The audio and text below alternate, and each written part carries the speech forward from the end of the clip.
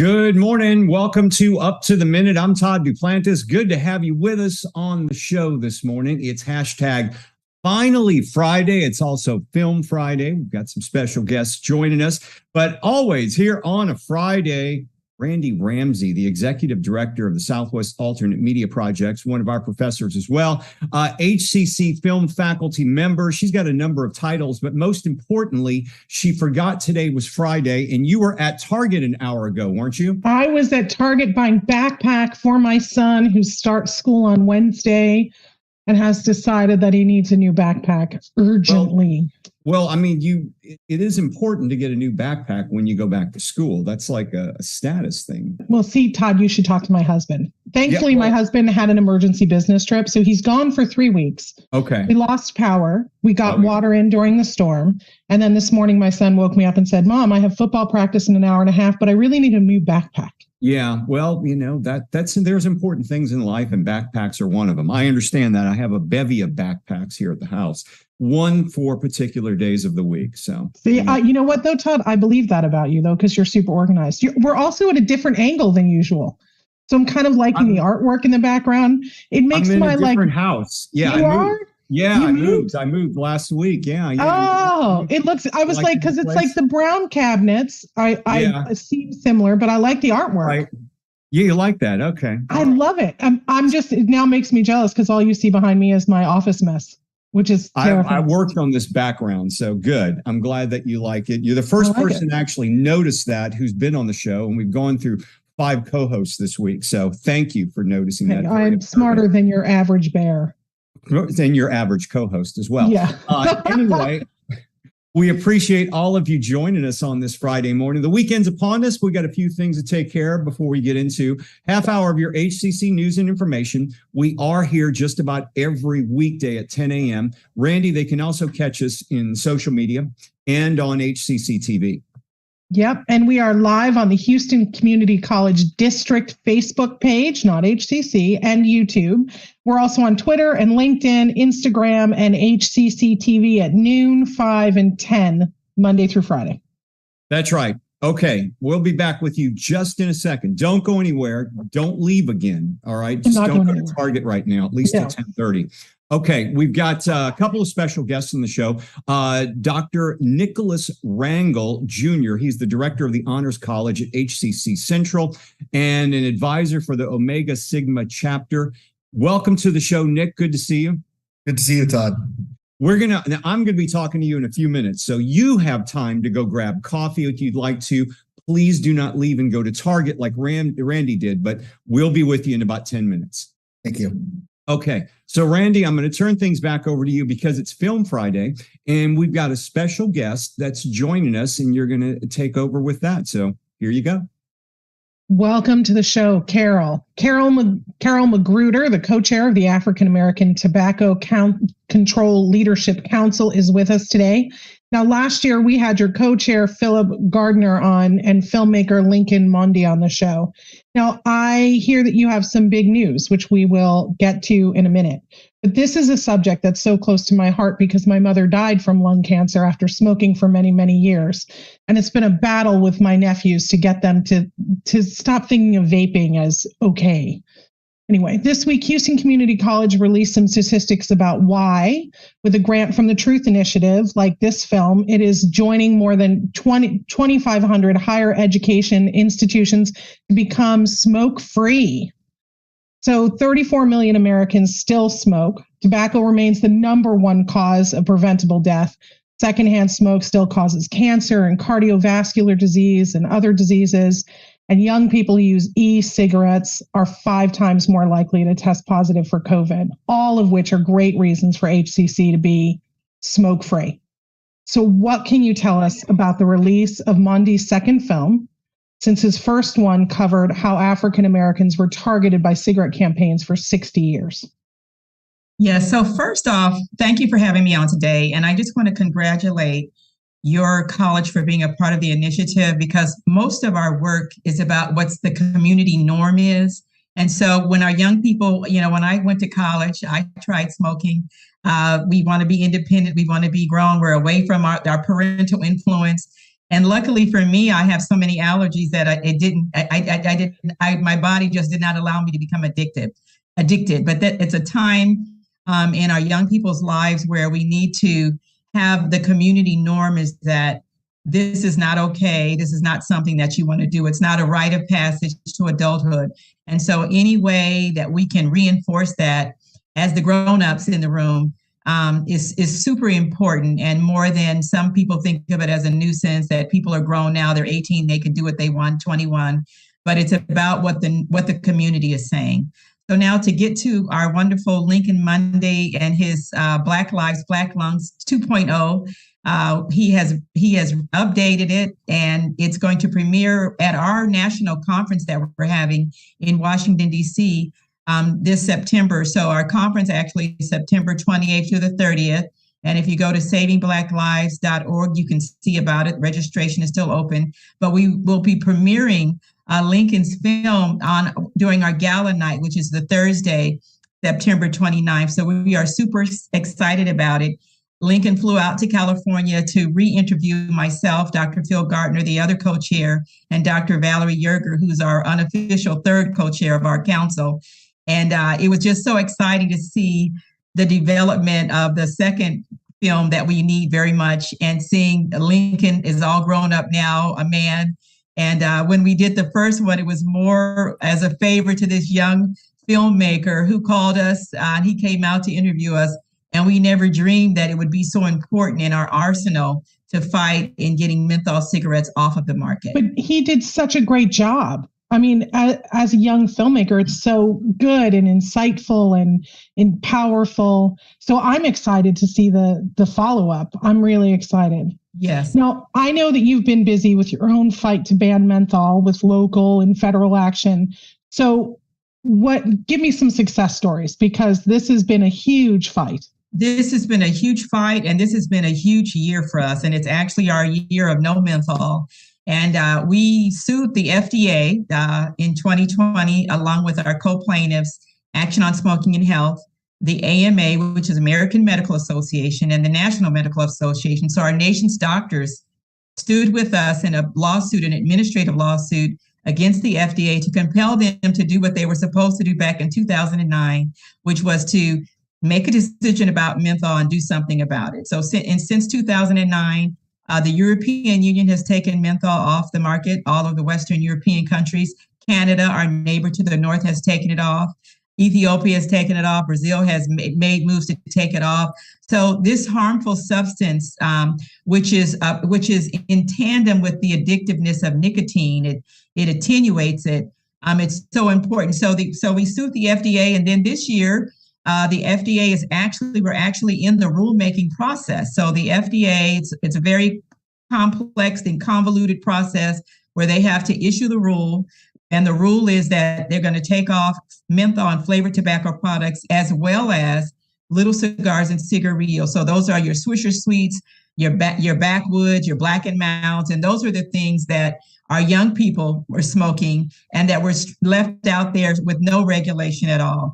So they announced the rule. The public has a chance to comment, which now that the comment period is closed, and then they go back and read everything again, and then they issue the final rule. So in that process, that's fraught with lots of places where the tobacco industry cartel can interfere, including lawsuits. So people need to know this is the beginning, not the end, and we must remain vigilant. Because the goal of menthol and those Swisher Sweets is to hook kids on tobacco. It's to hook kids. I mean, flavors. Flavors. And that's not just vaping. Us. Yes. Yeah. And that's not just us saying that. That's studies, and their own marketing materials have said as much. That's their own research. Yes. So what's the pushback that you can get? The pushback is that people like us all over this country are on this. We have PAVE, which is Parents Against Vaping as well. I'm on their advisory board. And so in the interim, while the FDA is working it out, we know that cities, counties, and states have the authority to act on this. And so we're encouraging Bangor, Maine just voted this week 7-1 or 6-1, the small little city that can, to take menthol and flavored tobacco products off the market. The state of California has a state referendum, because the state of California did vote to take menthol and flavors off the market, and the tobacco industry cartel collected signatures. So that will be on the ballot in November. So the Californians will have a chance to speak up the way San Francisco did and say, yes, we want these deadly products, addictive products off of the market. We don't want to play this game anymore. And we don't want to play checkers with the tobacco industry while they play chess with us. That's a good analogy. Now, this issue, having grown up in the neighborhoods that I grew up in, there's a racial overlay to this very important public health issue. And I think that we're not honest enough and we don't talk about it enough. So let's have some real talk on this. Yes. So the real talk is that there's a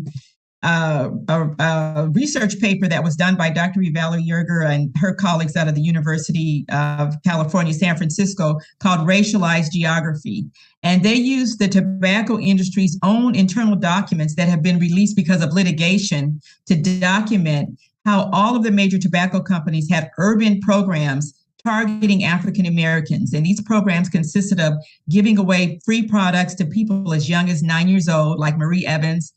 Dave Chappelle was given free cigarettes in Washington, D.C. in the metro station when he was 14, of infiltrating all of our leadership groups and supplying them with corporate sponsorships and our Black media. So institutions like Ebony and Jet, which were very important when I was growing up, those were the few African-American media magazines that we had. And so those magazines had Newport ads in almost every single one. And that's a collection now at Stanford University in California where you can go and see. And so that methodical, pernicious, constant targeting led for the increase of menthol tobacco smoking, so that today 80-90% of African Americans who smoke a mentholated tobacco product. And it's because of that pernicious seeding that has been done for decades. And we're actually taking our case to the United Nations because the targeting that was done to African Americans actually violates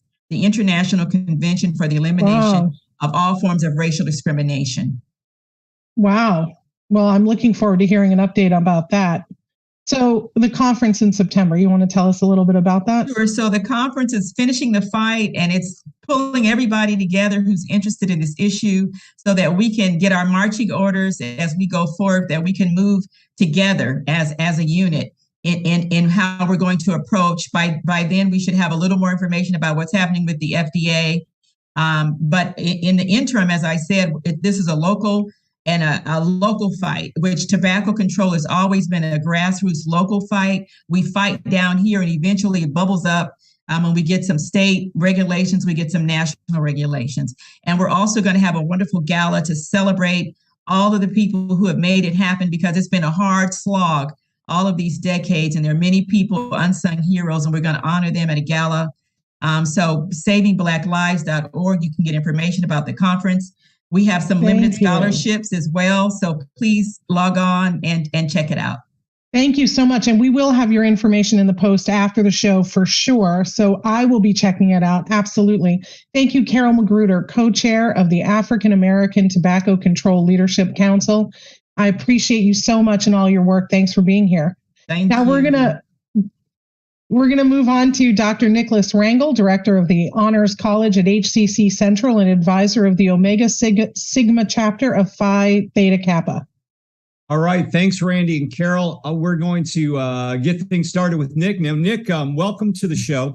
Before we get to the Honors College, Honors Society, rather, let's talk about the Honors College itself, because people may have heard of it. They're not familiar with it. How do you get into it? Is it located across the district? How exactly does it work? So the Honors College itself is a selective institution inside of HCC, and we currently have 5 different locations. I'm the director of the college at Central, which is our oldest location. And in recent years, we've added locations on our Stafford campus, on our Spring Branch campus, and more recently, currently I'm at the Southeast campus for Instructional Leaders Day. There's an Honors College here, and there's also an Honors College now at the Northline campus. There's an application that's available on the HCCS website. So you go there, you apply, and each one of the directors is directly responsible for getting you through the application process. So generally we're looking for people in the 3.5 GPA range. Okay. Hopefully not a lot of classes, because we prefer freshmen, but we certainly accept sophomores. And We're ongoing right now in the process of registration. During COVID, we had a lot of lean times, and now we have a lot of people registering. You need 2 letters of recommendation in addition to that, and you're off to the races to apply. And there are a lot. I know, over the years, I've filled many roles here at HCC, and there was a time where I was doing a lot of texting and social media posting for the chancellor, and he traveled with the Honors College years ago on trips. So I know there are a number of opportunities for the Honors College. Maybe you can talk about some of those cultural opportunities. I mean, the traveling is a wonderful thing, but I know there are other things you guys do as well. Well, here's an interesting story. So during the year that everything shut down before COVID, we were actually scheduled to take a trip to Florence, Italy. The college canceled it, and we were very fortunate that they canceled it because the day we were scheduled to arrive in Florence was the day Italy literally shut down. Oh, wow. So that kind of saved us a lot. And this coming spring will be the first travel we've done in some time. We're going to Puebla, Mexico, where we have a partner institution out there, Universidad de las Americas Puebla. Right. But in addition to that, because the students were missing travel opportunities, this past spring, I took them to College Station. I got my PhD at Texas A&M, so we toured the Texas A&M campus. We also went to the Bush School and Bush Museum and Library. And there are a lot of other cultural things that we do around town. Also in the spring, we sponsored the Model Arab League Conference. Well, actually, we hosted it. It's sponsored by the Bilateral Chamber of Commerce. And it was the first live event they'd done in a number of years. It was very well attended by a number of institutions from outside of even the Texas area. And it was one of the most successful post-COVID events that HCC has actually hosted. Let me ask you this. Is the chancellor going to Puebla with you guys? So I had dinner with the chancellor last night. He actually took me and the officers from Phi Theta Kappa out to dinner at Brennan's. Wow. And I asked him, and he said he would be going with us. He would. Maybe this interview will hold him to that now. He likes those trips. I know. And one thing, he does do, I know this from personal experience. It's not like he's just going on these trips to observe. He's going to sit down with the students. He has conversations with them. He engages with them and has long discussions. I know a number of the students have been on this show, particularly telling me about those experiences. So they'll get a chance to interact with the chancellor as well. No one works with students better than the chancellor. Yeah. The chancellor is very student-centered, and his interactions, you probably know this, Todd, before any meeting with students, he often requests small bios of the students. So he'll know something about them. Yep. And it is always amazing to me. He'll have 20 bios at some time and know something about each student he engages with. Right. So they're going to enjoy that trip. You have to let me know how that Puebla trip goes. Get some video while you're there, get some good pictures, and then come back on the show and you can do a recap after. Absolutely. Let's talk about the Omega Sigma chapter. Tell us about that. So the Omega Sigma chapter of Phi Theta Kappa. Phi Theta Kappa is one of the oldest and most prestigious honor or academic honor societies in the world. Phi Theta Kappa, specifically the honor society for 2-year colleges. 2 years ago, we were recognized as one of the top 15% of all chapters in the world. Last year, we had a little bit of fallback, but we're trying to build the chapter back up. In order to be eligible, you need a 3.5 GPA and 12 hours completed. And frankly, we also provide a lot of opportunities post HCC for students.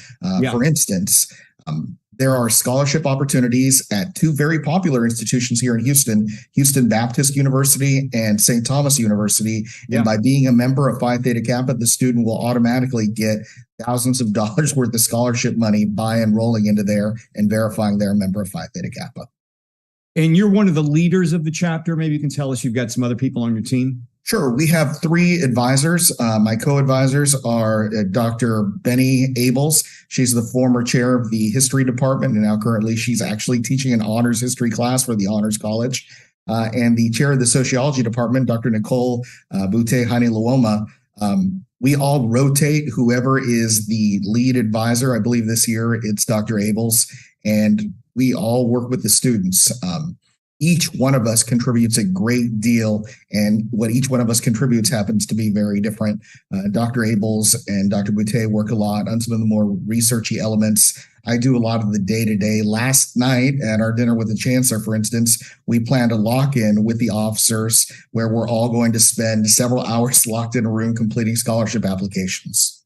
Wow. So dinner last night with the chancellor. You got a trip to Puebla coming up. You guys go to the Museum of Fine Arts. Y'all travel around. You go to Texas A&M. A lot of benefits, but long term, tell us about one or two of your students that have made it to a successful point that you can think of off the top of your head.